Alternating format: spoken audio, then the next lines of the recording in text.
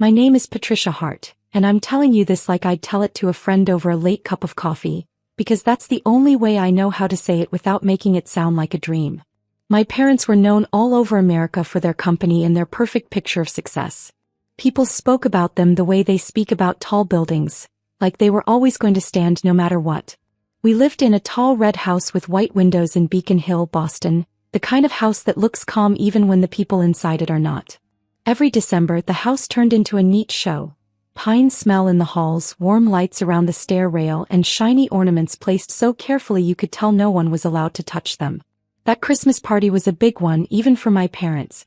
The entryway was filled with coats that cost more than my first car, and the air was heavy with perfume, roasted meat, and the sweet burn of expensive drinks. Their guests didn't come to feel joy. They came to be seen. I watched people smile and lean close, whispering deals and gossip like it was the same thing.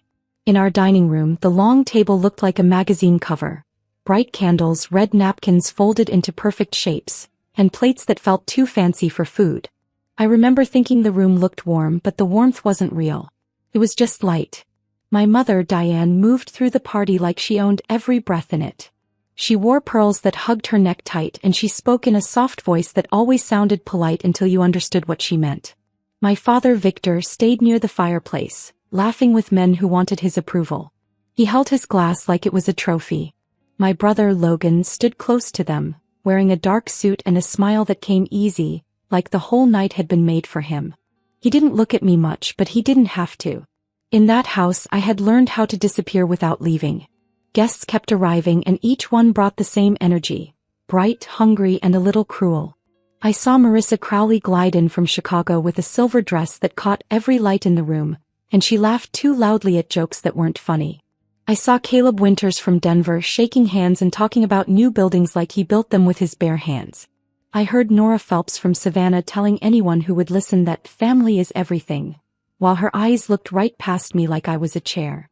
Later, I noticed Hannah Matson from Portland holding a tiny clutch and staring at the decorations like she was judging them, and Grant Hollowell from Cincinnati bragging about how he knew Victor back when.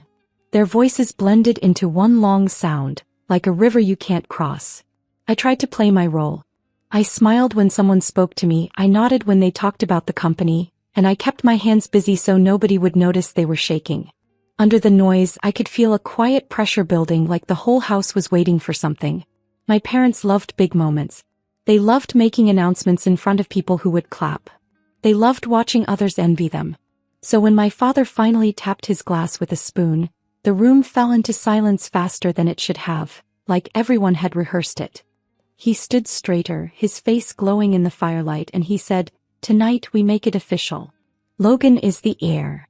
He didn't say heir to what because he didn't need to. Everyone knew it meant the company, the money, and the control. The clapping started like a spark and turned into a storm. My mother opened a folder and held it up like it was a prize. "Our family fortune," she said, "is valued at $500 million. The room filled with gasps and I saw phones come out, cameras pointed like little weapons, capturing Logan's smile as if it were history being made. My brother stepped forward and hugged my parents, and they held him like he was the best thing they'd ever built. I stood to the side near the edge of the table, watching it happen as if I were watching a play where I didn't know my lines. I felt my cheeks burn, but I kept my face still. In our family, the person who showed hurt first was the person who lost. Then my mother turned toward me and the air shifted again. She smiled, and I swear that smile could cut clean through metal. "And you, Patricia," she said, "we have a gift too." A staff member walked over and placed a small box into my hands. It was wrapped in gold paper with a perfect bow, but it felt wrong. It was too light and the corners were too hard, like it wasn't meant to hold anything good. The room grew quiet, but not in a kind way. People leaned forward, waiting the way they wait for a joke. My parents watched me closely, calm as stone. Logan's eyes were bright, almost playful. I untied the ribbon slowly. I lifted the lid. And there it was. Inside the box, on a bit of cheap tissue paper, was a dead mouse, stiff and gray, its small body curled like trash someone didn't bother to hide. For one heartbeat, everything stopped. I heard the crackle of the fireplace and the tiny clink of a glass somewhere behind me. Then the room exploded. Laughter crashed into the walls, loud and wild, like I had opened a magic trick instead of a cruel message. Marissa bent over laughing so hard her earrings shook. Caleb slapped his knee. Nora covered her mouth, but her eyes shined with the kind of joy that comes from watching someone fall. Someone even said, "Oh my God," between laughs as if it were the best thing they'd seen all year. I looked straight at my parents. My father's face did not move. My mother's smile did not break. Logan didn't look shocked or sorry. He looked entertained, like this was part of his celebration. In that moment, something in me went cold and quiet, like a door closing. I could have yelled. I could have cried. I could have thrown the box across the room. But I didn't give them that. I set the box down gently on the table, careful enough that it wouldn't slide as if it mattered. Then I stepped back, smoothed my dress, and walked out of the dining room. The laughter followed me down the hall like footsteps, and I could feel eyes on my back all the way to the front door. Outside, the snow on the street looked clean and untouched, like the world had nothing to do with the mess inside that house. Cold air hit my lungs and made my breath come out fast. The lights from the red house glowed behind me, warm and pretty, and it made me sick because it was a lie. I waited for the door to open. I waited for my mother's voice to call my name. I waited for my father to come out and act like I mattered. I waited even for Logan, even though I already knew he wouldn't. But the door stayed shut. The party stayed loud. And that's when I understood, standing alone on that snowy sidewalk in Boston, that my family didn't just want me small. They wanted me silent. So I turned away from the red house and kept walking, leaving the laughter behind, and not one of them came after me. Not even once. I stayed in Philadelphia after I left the red house in Boston, and I chose it because it felt like a place where nobody cared who my parents were. I rented a small apartment above a bakery on a narrow street, the kind of place where the air always smelled like warm bread and sugar. The walls were thin enough that I could hear the workers arrive before sunrise, and every morning the oven door slammed like a loud reminder that life keeps moving whether your heart is broken or not. The apartment was plain, the carpet was tired, and the windows rattled in the wind, but for the first time in my life, the space belonged to me and not to my family's image. The first week I kept expecting my phone to ring with an apology, or at least with concern. Instead, it buzzed with short messages that felt like small stones thrown at my head. "You embarrassed us. You ruined the mood. Stop being dramatic." Each time my screen lit up, my stomach tightened, but I refused to answer. The cruelest message came from my mother, Diane, and it was only 2 words: grow up. That was it. No question about where I was staying, no request to talk, no sign she felt anything at all. I stared at the text until my eyes burned, and then I set the phone down and realized I was done hoping for softness from people who didn't have it. So I did grow up, but not in the way she meant. I didn't shrink. I didn't crawl back. I didn't beg for the kind of love that came with strings and silence. I opened my laptop at the small kitchen table and looked at the truth I had been carrying for years. My parents were the public face of our company, the ones who gave speeches and took photos, but I was the one who kept the company alive. I knew where every contract was buried, which partners were loyal, which deals were shaky, and what would happen if the wrong person pulled the wrong thread. For a long time I had done that work quietly because I thought being useful might make me valued. After the dead mouse and the laughter, I stopped confusing usefulness with love. I also stopped protecting them. That's important because people always imagine revenge as something loud, shouting, threats, dramatic scenes. Mine was quiet. Mine was a decision to stop holding up a roof that had never sheltered me.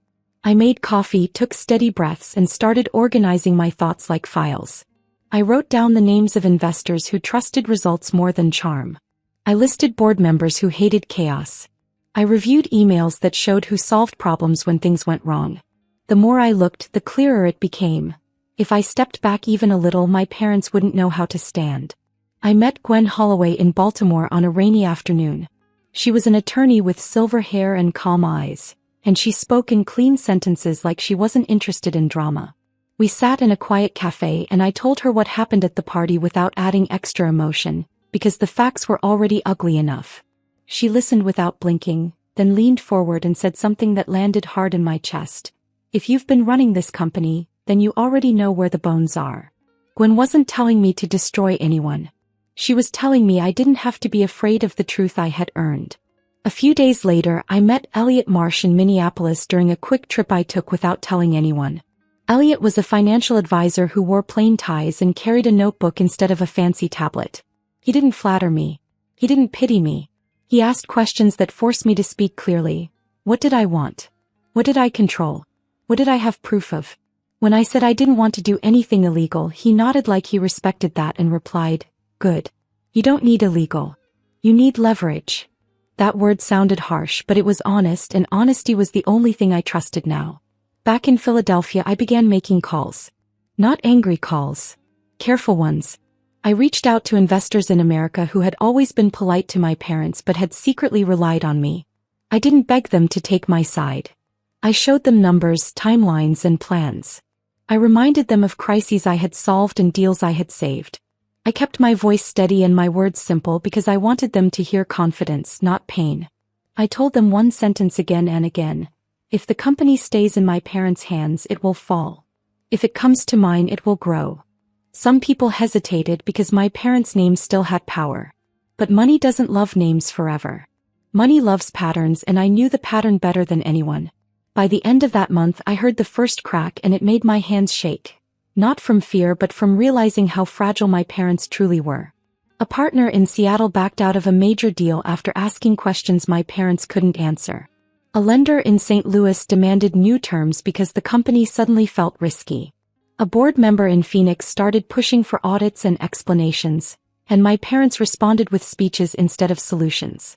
They still didn't call me to apologize, but they called their assistants in panic. Then those assistants, people who knew who actually did the work, started calling me quietly, asking what they should do. That was the moment I understood the full shape of what had happened. My parents had laughed while handing me a dead thing, believing I was powerless. But I was the one who had been carrying their empire on my shoulders, and now I had stepped aside. In that small apartment above a bakery in Philadelphia, with dawn bread smells and thin walls, I finally accepted a hard truth. They didn't know what was happening because they had never bothered to learn how their world stayed standing. And for the first time, I wasn't going to save them out of habit. A month after that Christmas night, I was living in a small rented house on a street in Raleigh, America. The house was plain. 2 bedrooms, a creaky porch, and a kitchen that smelled like old wood when the heat came on. On my table sat a thick folder and a plain notebook. I didn't decorate. I didn't celebrate. I planned. My parents' company was called Silveridge Holdings, and its main building rose over downtown Houston, all glass and sharp corners. The name was stamped on a metal sign outside the doors. People outside thought everything inside was strong. But I had been inside that machine for years. I knew which deals were fragile and which debts were only being managed because I kept watching them. Once I stopped covering for my parents, the problems showed up fast. A supplier demanded cash up front. A lender asked for extra proof. A longtime partner paused a contract until things felt steady. My parents responded with speeches like speeches could pay bills. So the board called an emergency meeting in Columbus, in a hotel room with beige walls and weak coffee, where nobody could hide behind fancy lights. I arrived early with my attorney, Paige Carver, and my advisor, Miles Benton. Paige sat with her hands folded, calm as stone. Miles checked his notes and shut his laptop. My parents arrived like bad weather. My father smiled too wide. My mother scanned the room like she wanted to own it. My brother came in late, acting bored. They barely looked at me, and that was fine. My father spoke first because he always did. He talked about legacy and family, words he liked because they sounded warm while hiding something sharp. He promised growth and blamed outside pressure for the cracks. I watched the board members instead of his mouth. I saw Ronan Pierce tighten his jaw. I saw 2 others trade a look that said, "Let facts speak now." When my father finally sat down, the chair of the board turned to me. "You asked for time," he said. My brother gave a small laugh like he expected me to break. I stood anyway, slow and careful. "I'm not here to fight," I said. "I'm here to stop the bleeding." My father said, "You left." I nodded once. "I left a party," I answered. "I didn't leave the work. I've been doing it." I slid my folder across the table. Inside were shareholder statements, signed support letters, and agreements that had taken weeks to gather. Paige placed a second packet beside it with legal notes written in plain words. Miles turned his screen so the board could see the numbers without guessing. Ronan read first, and his face changed fast. He looked up at my father and said, "This is a majority." My father blinked and whispered, "That can't be right." "It's right," I said, keeping my voice soft so every word landed. No one did this to you. You did it. You thought you could humiliate me and still use my work. I explained how the shares were bought legally step by step. Some blocks cost $10 million. Some cost $2 million. Some came from people who didn't care about family speeches and only wanted stability. They followed results, I said, tapping the folder, and the results were mine. The vote came next and it was quick. Business doesn't pause for pride. The chair read the result out loud and the room went tight and quiet. My father stood so fast his chair scraped the carpet. My mother said my name like it tasted bitter. My brother swore under his breath. I didn't answer any of it. I signed the final papers and the chair said, "Effective today she will lead." Security guided my parents out and my mother turned once in the hallway and said, "You'll regret this." I didn't reply because regret was a chain they used on me and I wasn't wearing it anymore. In the weeks that followed, the company stopped spinning. I replaced loud executives with steady ones. I set clear rules for spending and clear rules for respect. When I visited the Houston building, I stood outside and looked at the metal sign with my parents' chosen name, and I told a worker to take it down and put up the new name. A partner group in Europe called again, not because they loved me but because they trusted calm hands. Then I went back to my small house in Raleigh, locked the door, and slept so deeply I woke up surprised by my own quiet. That night I made tea, sat on the porch and listened to crickets. For the first time the quiet felt like mine, not a punishment at all anymore. Years passed after I took control of the company, and the loud parts of my old life finally went quiet. I moved into a modest house outside Flagstaff in America, where tall pines lined the road and the nights smelled like clean cold air. The house wasn't grand and that was the point. It had a cedar porch, a stone fireplace and windows that filled the rooms with morning light. I planted mint and rosemary in clay pots and I let peace be simple. At work I rebuilt what my parents had turned into a stage. I stopped chasing applause and started chasing stability. I set simple rules that applied to everyone including me and I kept them even when powerful people complained. I raised pay where it had been held down for no reason except control, and I made sure problems were solved instead of hidden. A partner group in Europe came back after months of silence because they trusted predictable hands. My house became the place where I remembered I was more than a title. I cooked simple meals, kept fresh sheets on the bed and left my phone in another room at night. A neighbor named Janelle Parker, who worked at a local library, brought me bread one weekend and joked that I looked like someone who forgot to eat. We took walks, talked about books and learned to laugh at small things again. For a long time I didn't think about my parents. I didn't search for their names or ask where they lived. Then the calls started, light at first like taps on a closed door. My mother, Marion, left voicemails that sounded like orders. "Call me back." My father, George, tried later with a softer voice. "Please, just talk to us." I listened once, then stopped because I knew words without change are just noise. One rainy afternoon, a message arrived from Talia Sloan, an old family friend from Louisville who never wasted words. She wrote that my parents had run out of money, that their rich crowd had vanished, and that they were begging anyone who would answer. "They're scared," she wrote. "And they're still proud." Anger rose first, sharp and hot, because I remembered the party, the cruel gift and the laughter. Then came a quieter thought. I could help without handing myself back. So I made a rule I could live with: help without surrender. I chose a public place in Tulsa, a small cafe with worn tables and plain mugs, where nobody would treat them like royalty and nobody could trap me. I arrived early, sat by the window and kept my hands around a warm cup. When my parents walked in I barely recognized them. Marion's coat hung loose and George's shoulders had rounded. My brother, Connor, wasn't with them. Later I learned he had drifted away as soon as their money did. Marion spoke first, voice low. "We need help," she said. George stared at the table, then looked up at me with wet eyes. "We're your parents," he added, like that title should still open every door. I let the silence sit because I wanted them to feel it. Then I spoke plainly. I told them I would not give them the company. I told them I would not give them control over my home, my money, or my choices. I told them I would not pretend the past didn't happen. Marion swallowed hard and asked, "Then what will you do?" "I'll keep you safe," I said, and I meant exactly that, nothing more. I answered with numbers because numbers are honest. I offered to buy them a small house in Cedar Rapids with 2 bedrooms, a porch and a yard that needed work. I offered a monthly support payment of $4,200 for food, heat and basic bills. I offered to cover routine medical visits and essential prescriptions. No luxury. No power. George tried to bargain, but I cut it off with one calm sentence. You will get safety, not status. They accepted because they had no other option.